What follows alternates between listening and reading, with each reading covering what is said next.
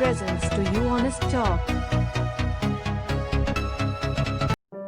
Hello folks, today Dr. Devrati Haldar is joining us. She is an honorary managing director of Center for Cyber Victim Counseling and Online not-for-profit organization.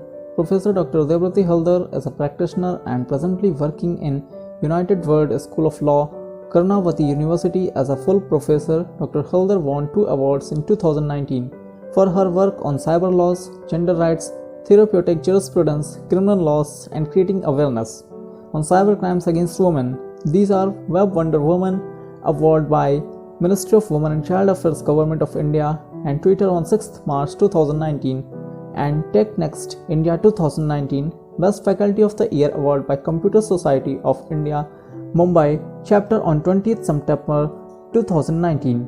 Dr. Haldar has developed a theory called Irrational Coping Theory for Online Victimizations, which is published as a book chapter titled Irrational Coping Theory and Positive Criminology, a framework to protect victims of cybercrime. In the book titled Positive Criminology, Dr. Devrati Haldar also works closely with intermediaries like Facebook, etc., government stakeholders like National Commission for Women, the State Commission for Women, and Commission for Protection of Child Rights, etc. Dr. Haldar has also assisted UNICEF India in creating child online safety related materials, including child online protection in India. Dr. Haldar is an expert resource person on cyber law, cyber security, cyber crimes against women and laws, online child protection, criminal laws, victimologies and penology, etc. So let's begin our talk with Dr. Devrati Haldar.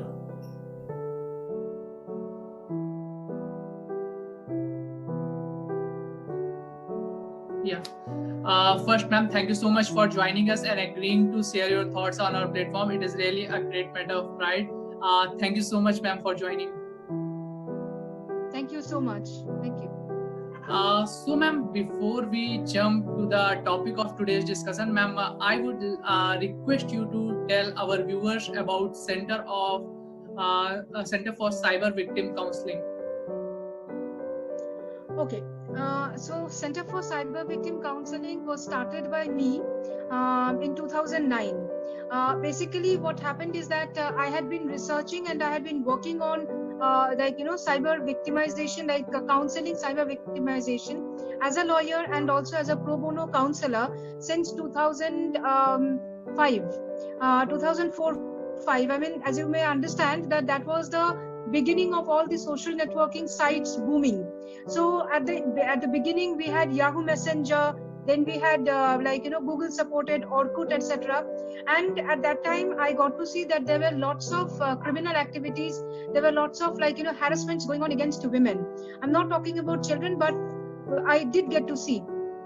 After that, I felt that we should have something in India on cybercrime victim counseling, because even though we may have had some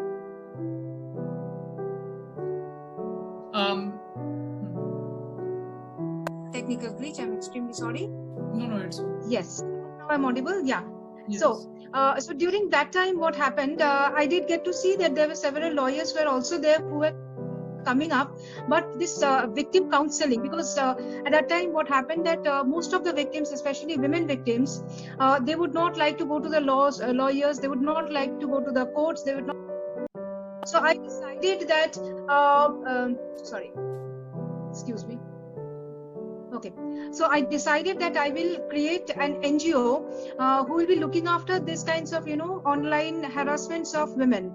Slowly we expanded. In 2009 we started, slowly we expanded, and we also started getting lots of cases on even cyber fraud cases, cyber crimes against children, etc. And then I started expanding my horizon, or what should I say, that I started expanding my scope to even include transgender women as victims, men as victims. So right now in 2020 we have so many cases, and of CCVC we have even collaborated with UNICEF also, with so many government stakeholders also. But it is actually a pro bono service that we are doing, and we are not only counseling the victims, we are also supporting our help for campaigning, etc., like what we are doing with you. And also we are trying to develop lots of content materials which will be shared, like many of the UNICEF materials also have been shared, and we do join with other NGOs also now working. And I personally, I am connected with intermediary also, including Facebook, Instagram also. So now we have, like, personally, I myself, we have understood lots of, like, criminal aspects when we go to the social media, what sort of criminal behaviors are happening on the social media, what are the patterns of criminal behavior against women and children and trans women and also men. So by that, now we have grown, we are growing. It is great to listen, ma'am. So moving to the topic of today's discussion, which we have chosen, cyber security concerns and smartphone crime. So I think first step to this discussion must be what are the root cause of all these cyber crimes. Okay, now see, I would start giving the example of this pandemic situation. What happens is that, suppose for example, all of us know that there are three main kinds of cyber criminal patterns. One is against the government, one is against the companies, and one is against the individuals. I will start from the bottom. What happens is that there are many times there is a kind of grudge, there is a kind of revenge taking mentality, whereby the person's, like, if it is an interpersonal criminal activity or if it is an unknown criminal activity, many times an individual or a group of individual would like to do something against a particular group or a particular individual, etc., and they would not like to do it on a physical space, because they know that if you go for a physical space, there would be bodily assault. As lawyers, as law students, we all know that there would be some physical evidences that would be quickly collected by the police, or the police might start the investigation and they may be caught. But if you come on the cyberspace, you will get to see that nowadays the smartphone has become more smarter. The Android system and all the other apps, etc., they have become more smarter. Many persons would not understand that they actually leave a digital footprint, but those persons who also understand that they leave a digital footprint, they have also become smarter.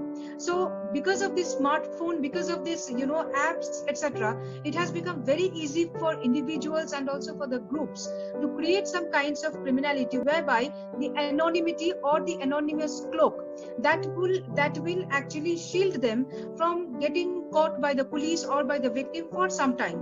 Within that time, they can either change the jurisdiction, or they can go completely vanished, etc., from the cyberspace. And also the wonderful thing that cyberspace would allow is that, especially for the websites or social networking websites, etc., they will never tell the victim, they will never tell the police officers that what is the original identity of the offender. This is the negative beauty of the entire internet, is that until and unless it is from the proper police channel, it is from the proper court channel, or if it is from the proper victim's legal notices going to the particular website, the websites will be covered by the third party liability and they will never come up. So that gives a kind of courage, that gives a kind of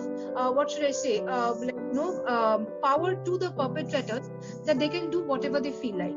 And this is the reason I would rather say that the smartphones, or for example the electronic devices, have become, and also the internet has become, a chosen platform for committing the crime.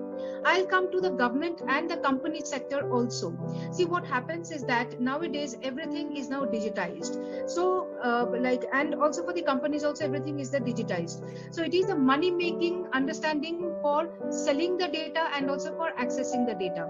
We all have heard about ransomware, we all have heard about WannaCry ransomware, etc. And what happened for the WannaCry ransom attack? It was actually targeted to a government infrastructure. In UK, when it started first, it was the medical health sector. So once the perpetrators would access the data, they will be hugely benefited economically by selling that particular data. So that is, again, if you go for a physical thing, you can just go up to acquiring wealth of up to, say for example, 10 lakhs or more than that. But if you go for the cyberspace, there is cryptocurrencies there is data selling mechanisms are there. So it is a continuous earning mechanism. So in my understanding, that is the reason that many persons, especially the perpetrators or the rackets which are working, using it for this type of criminal activities. And the last but not the least, the availability of the victims, especially for example men, women, and very importantly children. Their data is now being so much available on the internet because maybe it is the users understanding, or maybe the users courage that yes, we would like to go public, or maybe because of the cyberspace, that is the websites lack of infrastructural facilities, that is making every data, all the data public. So these are the things that the perpetrators are actually going on, and they are committing some kinds of criminal activities. Thank you so much, ma'am, for sharing, and also I think it will be very fruitful to our viewers. So, ma'am, my next question to you is how we can protect ourselves from all these, and how we can know any vulnerabilities of any website we are viewing or going. Okay, so the first thing, I'll start from the last question, how we can know the website is good or not. Mostly we will get to see that when you are opening a website, the URL, the link will come as HTTPS. So S means it is secure. Suppose, for example, there are certain technical glitch where it will be not showing that it is HTTPS, but it is still then a secure website, because you have to actually see the review of that particular website. Further, when you are trying to, obviously your device has to be very enabled enough to actually go for this filters. I'm telling that, especially the firewall should be proper, and then the whatever things you're getting to see, the malicious links, etc., that you also have to see that you should not open. But when we are going for some very popular websites, okay, or when we are going for, I'm not talking about only the social media sites, but for example, there are websites, even government websites also, which we do not know if that has been unauthorizedly accessed, which we popularly know as hacked.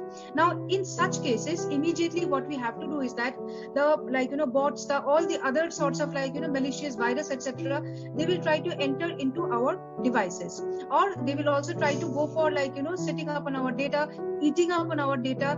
There will be DDoS, denial of service attack, or dedicated denial of service attack. All these things might happen. Now, everything would again come back to how far we are being responsible for that. One, as I said, that we have to see that the website URL is safe. Second is that if suppose, for example, accidentally also we have clicked on it and suddenly the cookies will start showing, that your data is in danger or something like that, immediately I would rather suggest that reboot your entire device. Not only rebooting the entire device, but immediately you should change the password, the PIN number, etc., which are connected with that particular device, and also which are wherever your data is stored. Further, I would also rather suggest that many of us are actually store our data in the cloud storage, but to our shock, surprise, etc., cloud storages are always not I would rather say rainproof. That can be also leaked, and here the liability will go directly to the cloud storage data provider. Cloud storage provider. So before entering into any sort of agreement, contract with any sort of website, etc., you have to see that that website, that domain, etc., are completely safe. Further, I would also like to suggest that the law students or the faculties or even the practitioners, you must have heard about something called body corporate. Nowadays, what happens is that anywhere you go, for example, any universities, schools, hospitals, etc., they have got a data storing mechanism, and immediately they will become the body corporate, whereby they have the liability to protect that data. Now, because of this protection of the data, section 43A of the IT Act is applicable here. They become extremely liable. They become the completely liable person to protect the data. If this data is leaked, I'm telling that physical space also, cyberspace also. Physical space, suppose for example, if that office or school or whatever it is, that has been vandalized, and you will get to see that the devices have also been vandalized.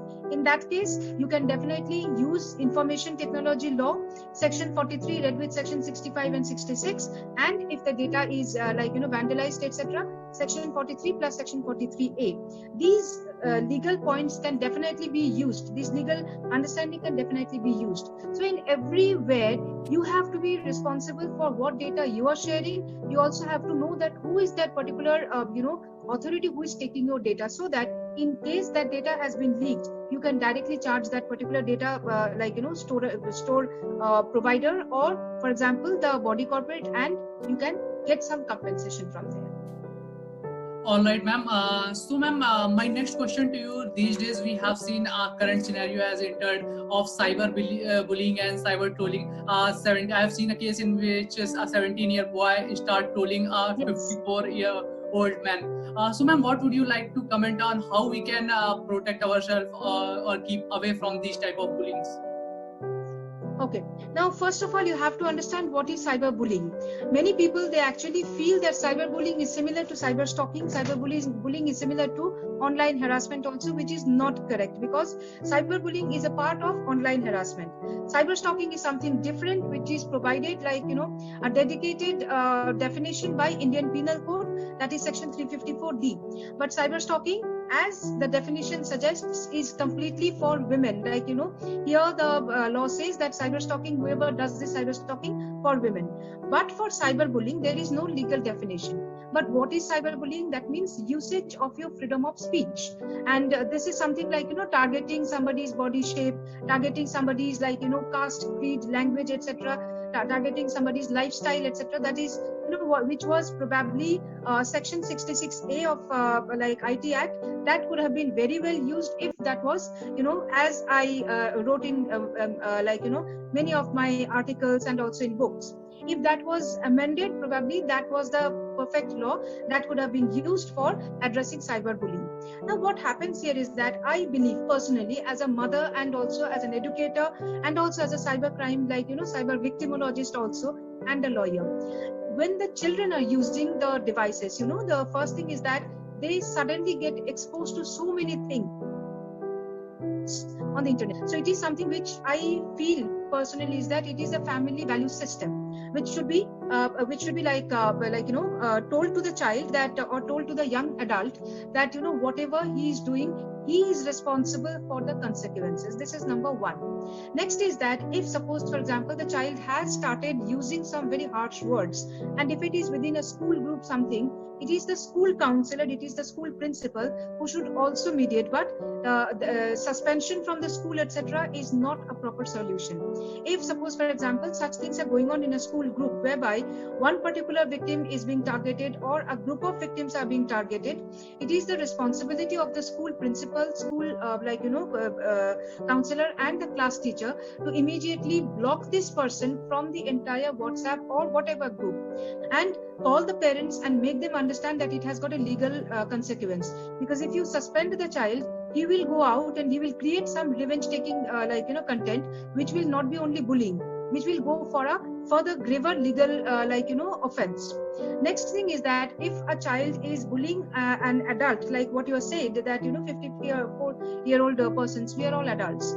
But the thing is that it does not mean that a child can carry on this kinds of illegal activities or unethical activities on the cyberspace.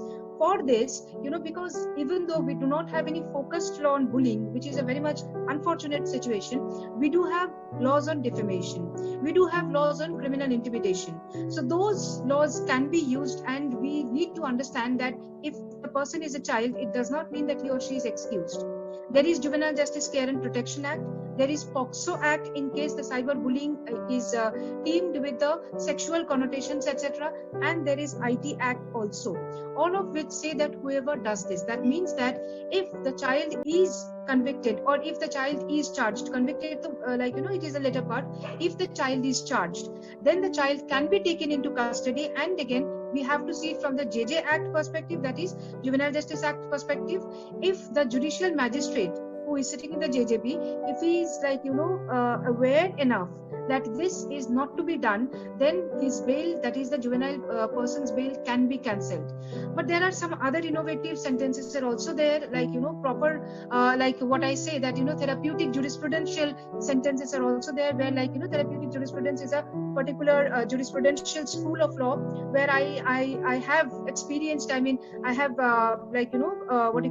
I have experimented this therapeutic jurisprudence for cybercrime activities also, where I have proved that if the judicial magistrate takes up something which is very much therapeutic sentencing, for example, the child will not be given the device, and the parents will be vicariously liable, like what we have seen for the motor vehicle accident cases. In that case, I think these kinds of things should be considered by the judiciary should be considered by the parents, because it is the parents who are giving the access to the device, to the SIM card, to the profile, etc., to the child. I think this everything, if these things are considered, and obviously at the end it is the awareness. So if everything is considered, I think definitely the cases of cyberbullying can come down. All right, ma'am. Ma'am, my one question to you is that suppose that if somebody has started trolling me online, so how could I react, or what will be my reaction towards it? Okay, so there are two aspects in that. If somebody is trolling is something which is not bullying. Trolling is something that you have put a statement, or you have joined in any group, and you have commented something. The troll will come and try to pull the entire conversation to a different direction. So in that case, obviously you will get to see a flavor of defamation. So in that case, there are two things. One is that you can completely ignore the troll. You can completely avoid any sort of posting of your statement, etc., in that particular thread, or in that particular statement box, if you are using some other chat box, etc., or if it is on some social media site, then you can completely block that particular person. You can even delete that particular statement, or you can go ahead for reporting that particular person to the social media site, that this person is creating nuisance, harassment, and trolling. Second aspect is that these are something first you block, then you report the matter. But before blocking, you have to take a screenshot of the entire thing, and then the persons who are actually supporting the troll, or they are not supporting the troll, if you are known to them, then you can definitely, it is a little bit risky, but still then you can definitely share the supporter, especially if it is your supporter that respond to the trolls. It will escalate the trolling. And then what the troll will do is that the troll will not only try to attack you, the troll will try to attack even different persons also. So it will be like multiple criminal activities going on in one thread.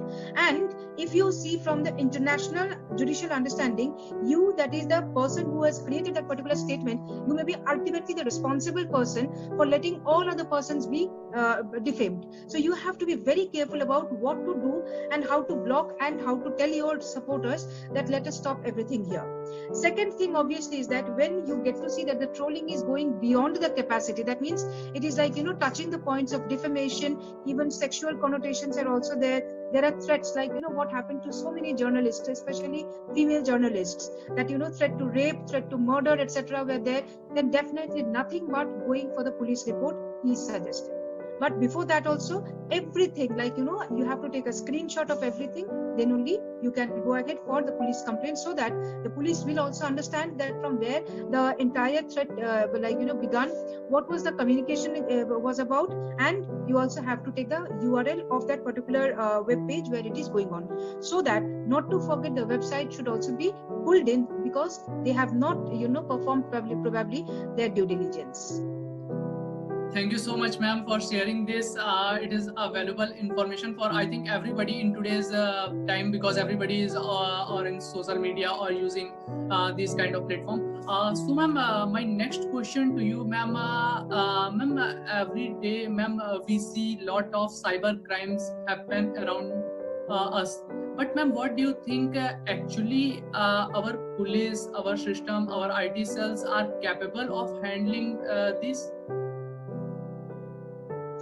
I would say no.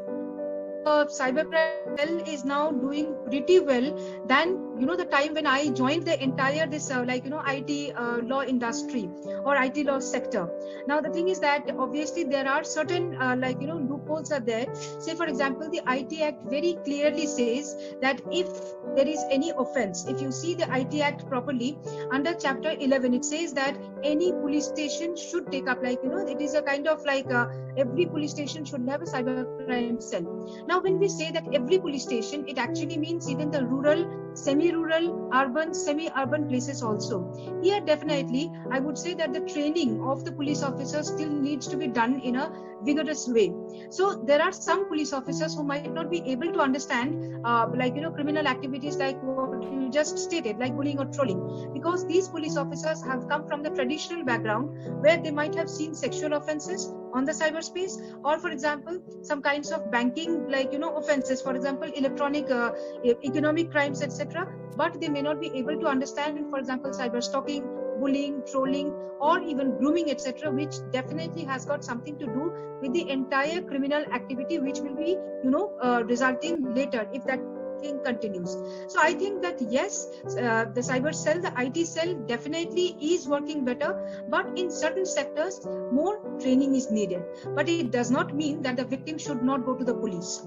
Here I would also rather suggest that if it is a woman victim, if it is a child victim, they must consider that our criminal procedure code, I'm not talking about Indian Penal Code or IT Act, our criminal procedure code and also our Juvenile Justice Care and Protection Act and the special laws, say for example, protection of indecent representation of women prevention act, or sexual harassment at work, workplace prevention act, especially these kinds of laws, they give full confidentiality, they give full protection to the woman victim who would come for reporting the crime to the police station. So if the victim keep this in their mind, that go to the police station, their cases, their reportings, etc., would be given complete confidentiality, especially for the children. Then I think reporting will enhance. The courts will be getting to see that okay, these are the patterns, new patterns which are now emerging, and the courts will also understand what sort of punishments, that is cyber penology, what sort of punishments can be given in such cases. All right, ma'am. So, ma'am, my next question to you, that if we are using these social medias, and so what should be our priorities, or what should step we must take to make ourselves safe from all this? Okay. First of all, you need to understand what are the types of social media networking sites. Okay, there are three kinds of social media networking sites. One is that, say for example, all of us know about LinkedIn. This is something which is completely professional. Here, you cannot exchange some kinds of personal messages. Neither you can upload some pictures. Many persons they do, but you cannot upload some pictures which is very much personal. For example, a person has gone for vacation on a sea beach. He or she cannot put up any picture clad in swimsuits, etc., in LinkedIn. Why? Because here the searchers, the human resource officials, etc., they would be seeing those kinds of pictures and you will not be given a job. So in that case, it is completely your responsibility to maintain your profile, how it is going to be clean and clear, so that the employers and also the related persons will be connecting for more sort of knowledge sharing, activity sharing. They will be getting to see that okay, this person's profile is clear cut.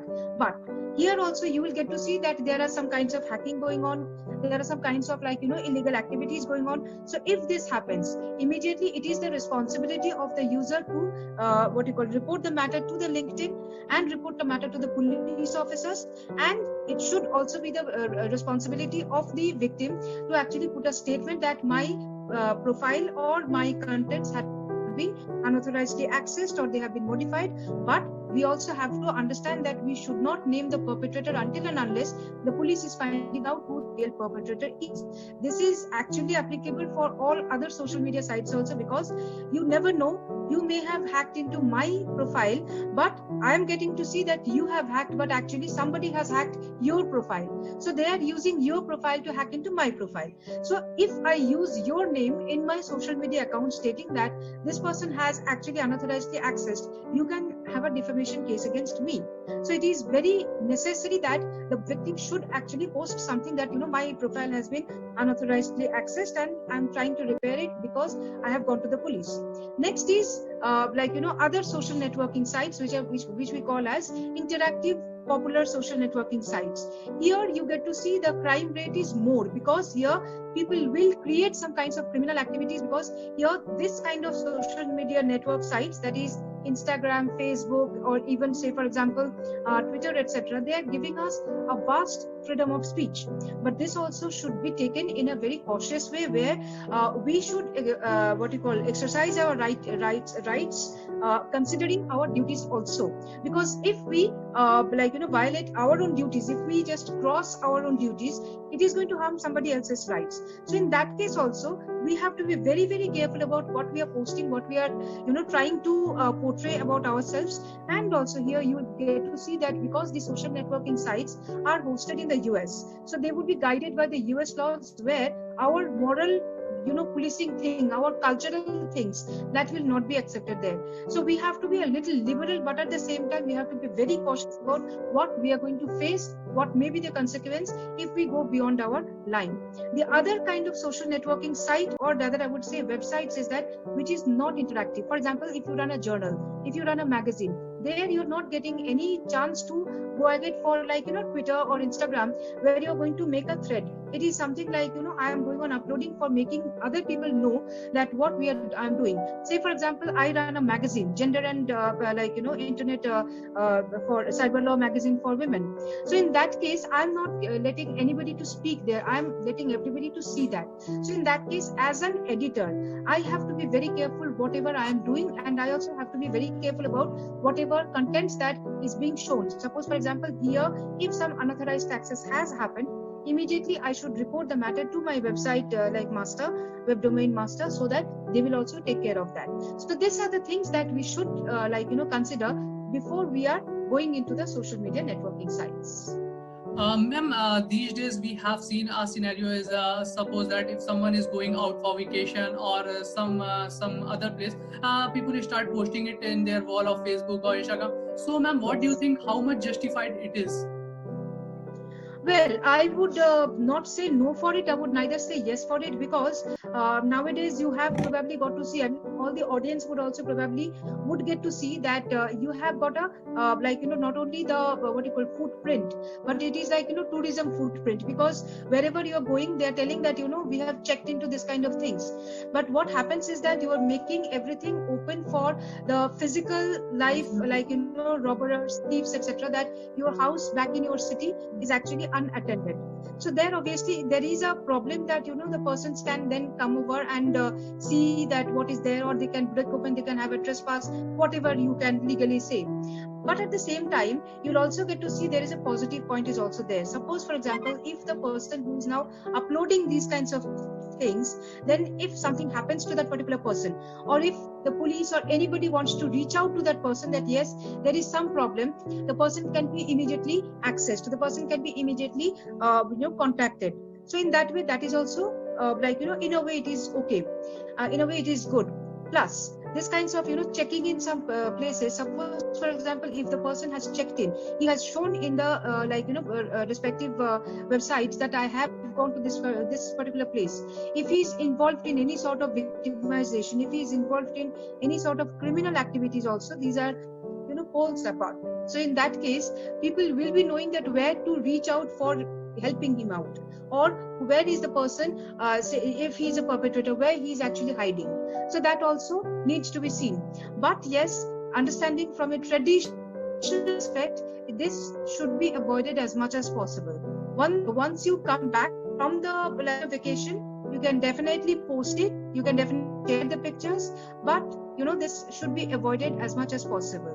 Until and unless person who has or who is continuously uploading the pictures, he knows that his house and his property, immovable, movable, whatever properties, that is safe and his data is safe. All right, ma'am. So moving to my last question, I don't want to waste your much time.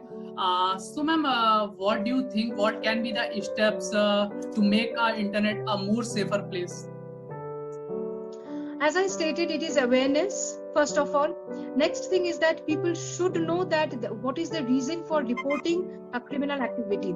Most of the times this internet becomes unsafe because people actually invite victimization. I'm not saying this is something which is victim blaming. People might invite victimization because they may not be aware that how to prevent these kinds of victimization, and they would not go to the police to report the criminal activities. So, and also there is something called parental, digital parenting. Digital parenting does not only mean that I as an experienced person, I am guiding you who is not so experienced, or who may be a senior citizen, or who may not know that how to use the devices, how to use the cyber safety, etc. It also means how to actually guide the younger children. I mean, it is something, digital parenting in my understanding is a broader understanding, whereby an experienced person will be guiding everybody who will be having lesser understanding about the entire scenario. Plus, it is also necessary for the schools to, like, very recently, because I'm connected with this particular project of another organization who have done a wonderful job. NCERT books, now, or NCERT website, now they have included cyber safety mechanism. UNICEF has also, because I'm connected with UNICEF also, UNICEF has also uploaded many things. These should be widely distributed. During this pandemic time, I have seen, and you and me, we both, the society has seen that there is a sect of children who are not able to connect with their study materials, or not able to connect with the classes because they belong to that particular sect or the class where access to internet, access to digital communication is not possible. So in such cases also, especially in those kinds of sectors or in the rural areas, information technology awareness, cyber safety awareness should be more. And that's what we are also doing from our CCBC Center for Cyber Victim Counseling also. So if I think all of us join hands and we go ahead as a pro bono for spreading awareness, I think internet cyber place can be a more safer place for all of us. It is really a great message, and also it was a great interaction, and also it was a healthy discussion. I think it will help our viewers, and also I've learned so much from you. Thank you so much, ma'am, for joining. We are looking to conduct more and more sessions with you. Thank you so much, ma'am. Thank you so much. Thank you.